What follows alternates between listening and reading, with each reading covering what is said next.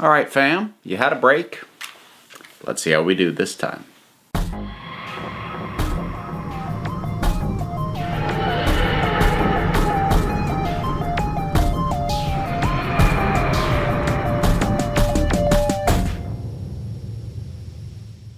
Yep, it's here, folks. Doctor Who is back, which means I get to review the things as they air again. Nice to be doing that. It's been a little while. It has been, well, about a year.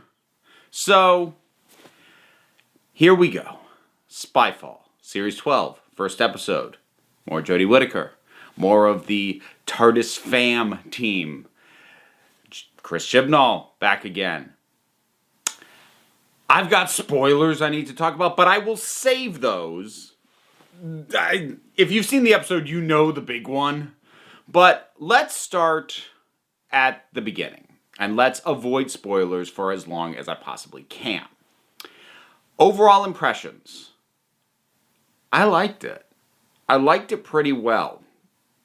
I don't want to I'm like, as I'm thinking about it, and this is one of the things that's kind of tough about doing the reviews as they air, is I really have to go with my first impressions, and I don't have the time to like sit and mull it over the way that I do, like, say, with the rewatches. Sometimes when I do the overdue Doctor Who review, I shoot the rewatch review right after I watch it. Other times I take a day and think about what I do. I can't really do that here, not if I want to get this out in any kind of timely manner.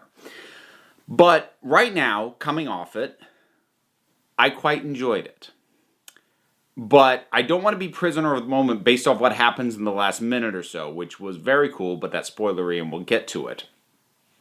So, overall, it just feels a little tighter and a little bit more focused. It had a clearer purpose and intent in terms of a narrative, a tone, and most other things that I can think of that than I've usually seen from a Chibnall script. So, the optimist in me, looking at not every episode of Series 11, but the ones that he wrote in Series 11, looking back, the optimist in me said, okay, he did what he thought would work last time, but I kind of got the feeling he was treating it the way he probably treated most work, as a contract gig. He got hired, he'll write it, he'll bang it out, it'll be fine.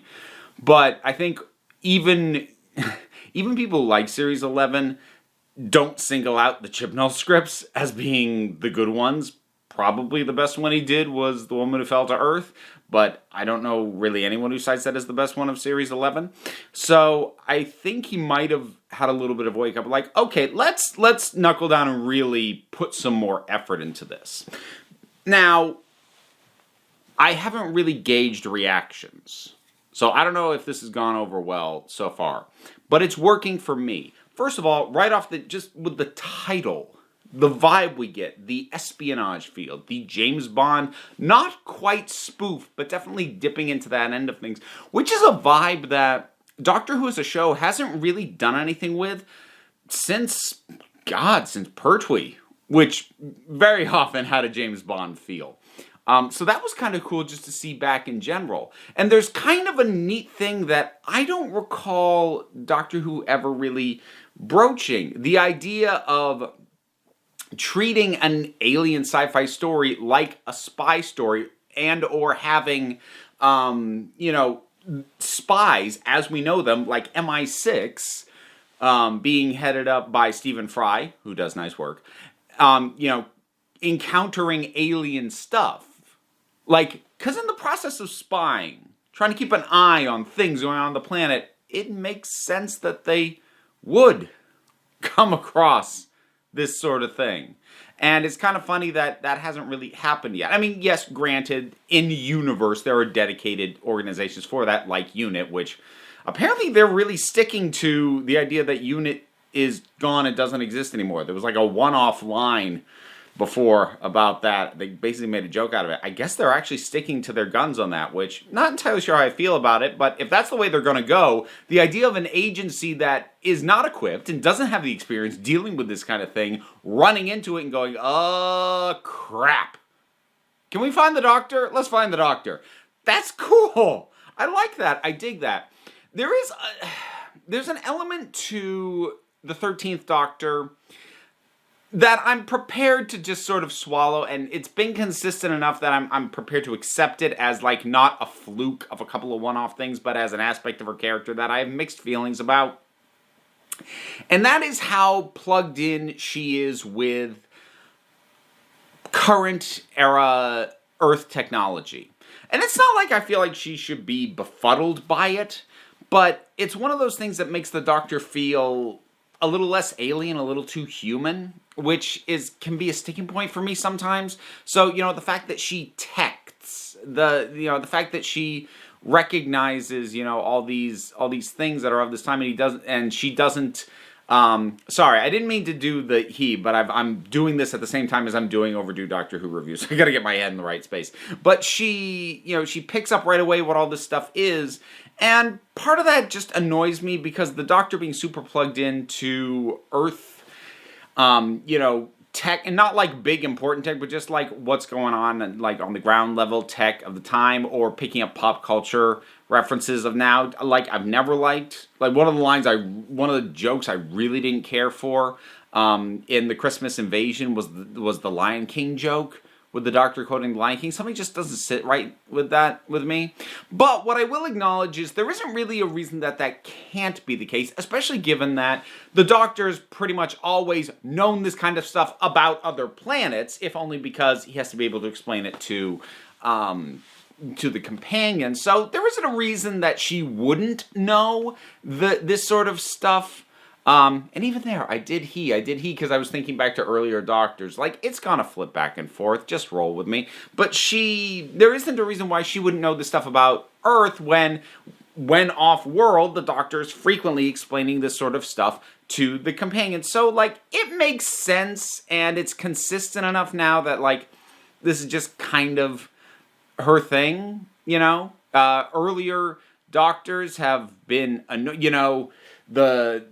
the 10th Doctor yelled at Martha and Jack, accusing them of blogging, and the 11th Doctor, just this sneer when he said the word Twitter at one point. But those aren't reasons that the 13th Doctor can't be a little bit more, ooh, this is fun about it. And I mean, we've had consistency of that. Heck, just with her reaction to the Kerblam Man. So, like, it's fine. It's not an inconsistency, and I guess it's a chosen character trait. I just don't love it.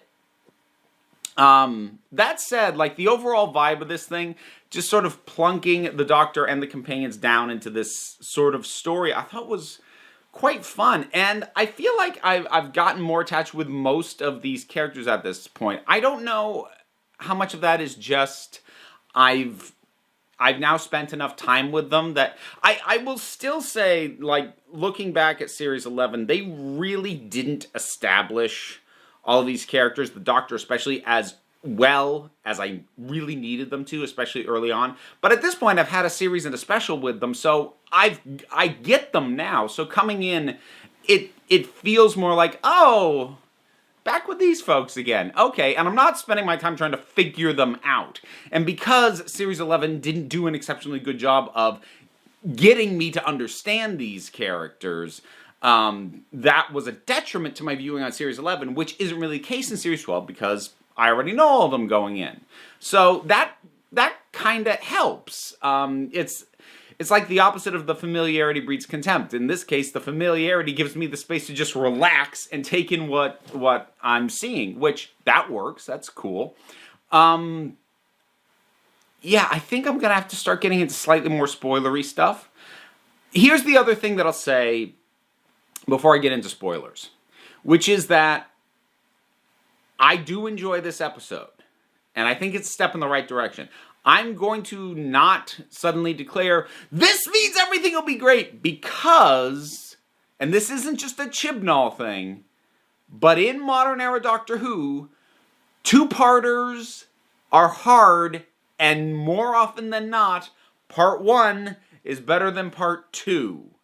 There's only a handful of instances that I can think of where that didn't end up being the case. So I will be curious to see how the landing gets stuck on this. But I got to start talking about the more meat of what goes on over the course of this, which means spoilers. That's your warning. Okay, so here we go. Well, let's talk about the big one. The Master's back. I was not expecting that on multiple levels. I was not expecting, like, there to be any significant twist with the character of O. Like, and I was enjoying him, and that was neat, and that was cool. And what really, like, hats off, I'm not even wearing my hat for this video, but hats off to this move, because that's the kind of twist that Doctor Who usually has been leaving until the two-part finale. This is the kind of thing I would have expected in part one of a two-part finale story. So to drop this in episode 1 of the new series, nice. So but that at the same time, that does give me a couple of concerns. And it's not necessarily that I think, oh, well, this will go bad, but like, if you are new to the channel, I tend to zero in on the things that, like, okay, they got to be careful because that might go wrong. That's how my brain works. It's just what happens. So I'm nervous about the Master saying to her, everything you know is a lie. Those kinds of big statements coming from villains always make me nervous, because they usually tend to be part of these sort of, I'm the architect of all your pain, and I've, like, controlled everything going on, and like, it overreaches. I just hate that plot. I hate that trope. So I'm really hoping it's not a first step into going into that. I'll be very curious to see how often the Master pops up over this series.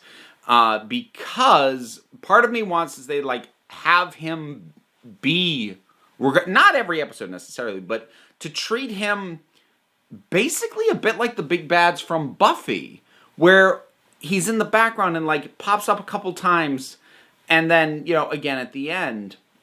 What I don't want them to do is to just not have him show up again until the finale. That would bother me. That would annoy me a little bit. But part of the reason I think that structure would be nice to see is because it would be a series arc that wouldn't be just bringing back the mystery box. And that's another reason I'm kind of scared of the everything you know is a lie line. Like, that sounds like the planning of a mystery box arc, and I don't want those back. So I'm a little bit nervous there, but I thought he gave a great performance. And the reveal was great! I told you to find the Spy Master. The Spy Master. I'm just sitting there going, oh! Nice! And I really like that they did a Master that, like, I don't know what I would have imagined for Jodie's Master. It's not this. So it just surprised me on every level. And I'm really going to be curious to see what they do with that and that dynamic. I'm like, we only get a little bit of what he's going to be like, not, you know, once he does the turn at the end. So again, it has the potential for them to overplay it now that we know who he is. But as far as initial planting of it goes, I'm on board. I want to see where that goes. I want to see how this goes down. I also, and also, like, it makes sense that the Master is pairing up with another race that's up to something. He's done that before. I love that they brought back the friggin' tissue compressor. That is one of the cheesiest things from classic era Doctor Who, and they brought it back complete with the tiny... He's got it in a matchbox. Yes! It's one of those things that's so campy, I never thought it would come back, and I kind of love it. I kind of love that it did. That's just really cool. I loved the Doctor in a tuxedo, because, like, I mean, I'm a sucker for women in tuxedos anyway, but I love that you see her going up to the house and you realize the coattails are a little too long and the pants are a little too short, and she's still got the boots! And so she's in a tuxedo, but she's still not, it's not quite right. It's not actually proper fashion. I'm like, that's perfect. Love that. The action scenes, while they weren't highlights for me, you know, the car and then the motorcycles, they didn't drag it down too much either. They didn't dwell on those for too long, which is good because I've said before, I don't have a problem with action scenes in Doctor Who, but that's not what I'm here for. So as long as they don't eat up too much time, or feel like the show is trying to make them the thing I'm most excited for, because that's never going to be the case, then I'm fine with them. And that's basically here. I'm fine with them. The other companions were good. They were solid. They were fine. Just in terms of jumping, I like that. I like that there was a thing between Ryan and Yaz where he's pestering Yaz for her sister's number, because I'm hoping there's a strong indication that they won't romantically pair off those two, because I don't want that nonsense either. So that's cool. And Graham, still like him. He's just sweet. He's just sweet and endearing. This is a really solid start, I think. It's got a really fun vibe, but it just feels tighter. It feels a little bit more polished. And I mean that mainly in the writing, because visual presentation is good, but visual presentation was very good in Series 11. That was, for all the things that I complained about Series 11, it looked very good, and this looks good.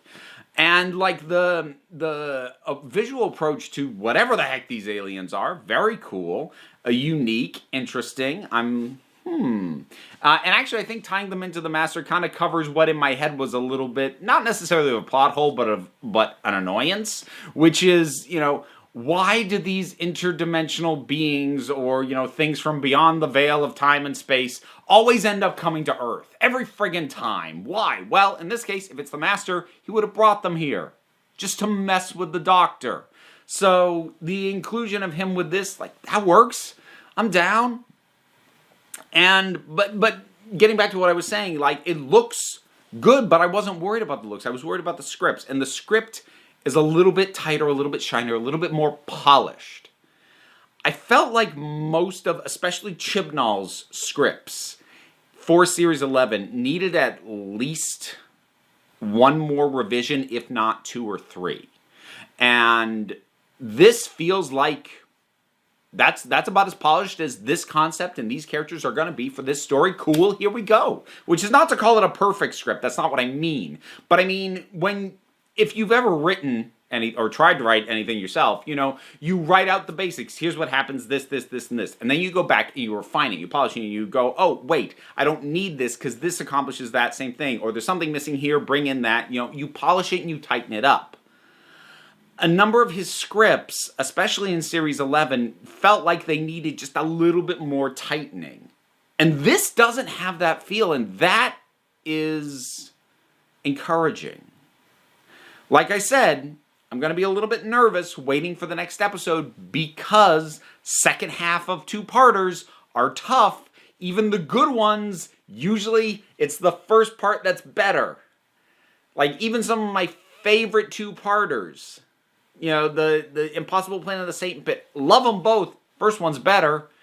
World Enough in Time and The Doctor Falls. Both great. First one's better. So I think that's the case more often than not. Because setups, I'm not going to say are easy, but payoffs are harder. So we'll see. I'm just happy to be watching this again, though. It's nice. Feels good. Doctor Who, Spyfall. You seen it? What'd you think about it? Whatever your thoughts are, drop them on down in the comments, and let's talk about it. All the usual stuff, the YouTube things, the likes and subscribes, and share this with your friends. And like most YouTube creators, I also have a Patreon. If you feel like supporting me, helping me cover my bills, and maybe even grow this into something bigger and better than it already is. All that stuff's down in the description, the links to that, various other stuff. But you don't have to click on it either, because at the end of the day, you're the council. I'm just running the meetings. And until next time, this council is adjourned.